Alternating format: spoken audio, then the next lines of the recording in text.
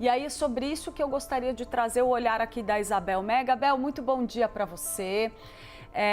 A gente viu aí os partidos que a gente sempre coloca no centrão, mas eles têm ministério no governo do presidente Lula, como é o caso do PP e do União Brasil, anunciando que vão fechar questão contra esse pacote, depois de uma reunião que durou mais de 5 horas no domingo, da qual a gente imaginava que o ministro da Fazenda, Fernando Haddad, iria sair com um acordo, né, com o Congresso para fazer andar esse pacote.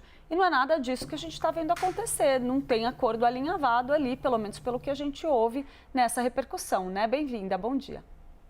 Oi, meninas. Bom dia, Clarissa. Bom dia, Débora. E bom dia para quem está com a gente aqui em mais uma edição do Live CNN. De fato, a resistência continua, tem muita crítica no Congresso Nacional. A gente ainda vai chegar nesse ponto específico da federação que PP e União Brasil tentam formar, porque a gente teve um episódio à parte envolvendo essas duas siglas. Mas só para seguir nessa linha que a Débora vinha trazendo para a gente, da gente detalhar aqui no live o conteúdo dessa medida provisória, vou pedir para os meninos colocarem uma terceira tela de uma terceira parte que foi vista mais como uma novidade no conteúdo dessa MP. Isso tudo que a Débora explicou para a gente, de certa forma, já vinha sendo testado, já tinha sido apresentado pela equipe econômica ao Congresso Nacional.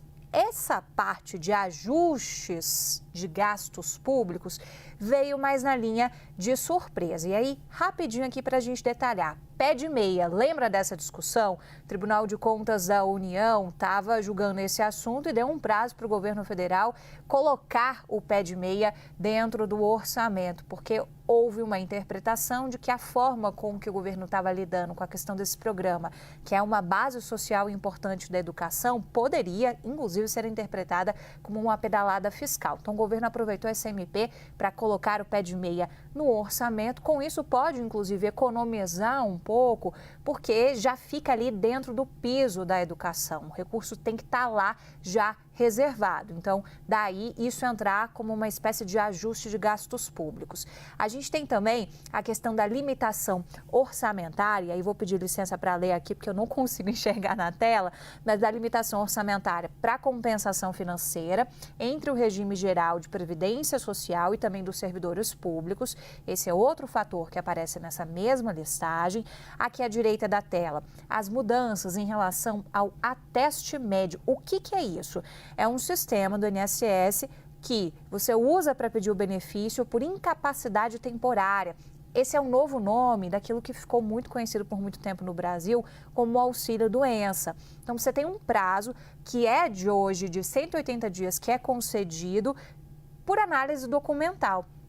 Esse prazo, a partir dessa determinação na MP, vai ser bem encurtado para 30 dias. Deu prazo de 30 dias, aí quem está querendo esse benefício vai ter que passar por uma perícia, ainda que seja uma perícia também por telemedicina. Então, esse é outro ponto que também pode ter algum tipo de efeito. E o quarto ponto é em relação a um benefício que é pago a pescadores artesanais, que é chamado de seguro defeso. Então, essa despesa deixa de ser obrigatória, só vai pagar se tiver reserva no orçamento.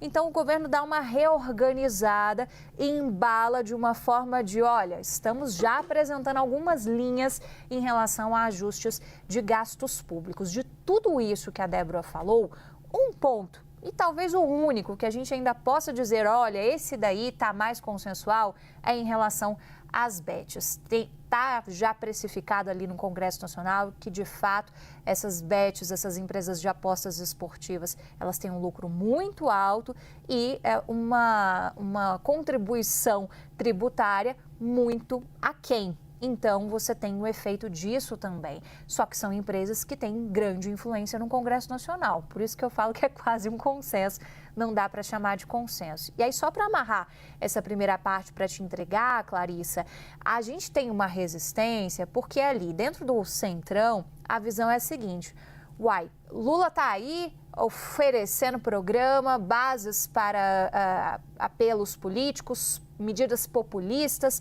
Vale Gás, reforma de casa, entre outras medidas que estão em gestação neste momento no governo, mas do outro lado não está fazendo corte de gastos, está querendo empurrar isso para a gente aqui no Congresso.